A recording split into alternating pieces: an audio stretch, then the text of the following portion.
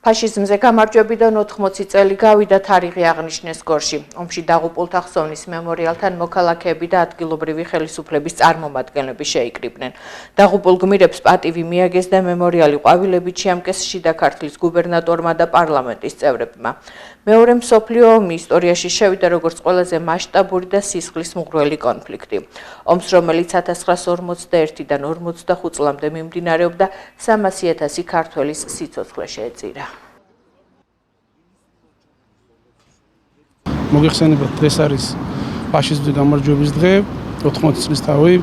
შესაბამისად შევიკრიბეთ, რათა მემორიალი შევამკოთ გვირგვინებით და პატივი მივაგოთ ომში გარდაცვლილ გმირებს. მე მინდა პირველ რიგში სრულიად სამყაროს მიულოცო ფაშიზმზე გამარჯვების დღე, ეს არის 80 წლის თავი, რომელსაც მთელი მსოფლიო აღნიშნავს, რადგან ეს იყო შავი ჭირი, ნამდვილად და ეს ერთობლივად ჩვენ ხალხთან ერთად, მათ შორის საქართველოებიც უნაწილეობდნენ, თავი იხსნა მსოფლიო.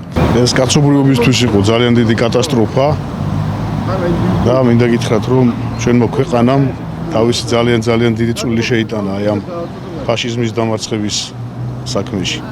მოგეხსენებათ, რომ რამდენიმე ასეული ათასი იქნა გაწეული ჩვენგან და პრაქტიკულად ჩვენს გენოფონდს მაშინ საფრთხე დაემუქრა, მაგრამ სისხლით და შრომით ჩვენი ქვეყანა იყო ჩართული ამ პროცესში და ირდება იმ გმირებს, ვინც საკუთარ სიცოცხლეს შეწირა აი ამ დიდ საქმეს, ფაშიზმზე გამარჯვებას და პრაქტიკულად კაცობრიობას მოუტანა მშვიდობა. 80 წელი გავიდა ფაშიზმზე გამარჯვებიდან, მინდა მიულოცო ჩვენ ვეტერანებს დღევანდელი დღე, რა თქმა უნდა, პატივი მივაგო ომში დაღუპულ ვეტერანებს. რეგიონში ყავს ერთი ვეტერანი და გულითადა და განსაკუთრებით მინდა მიულოცო დღევანდელი დღე. დღეს არის ფაშიზმზე გამარჯვების დღე და ეს არ არის მარტო ერთი ქვეყნის აღსანიშნავი დღე, უამრავი ქვეყანა, რომელმაც იცის რა იყო ფაშიზმი.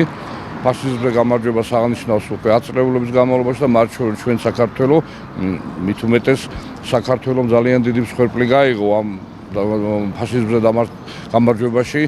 უამრავი ჩვენი თანამემამულე იბრძოდა იქ, 300,000-ზე მეტი ქართველი, საჯიში ქართველი შეეწირა ამ ყველაფერს და პატივი უნდა მივაგოთ მათ ხსოვნას.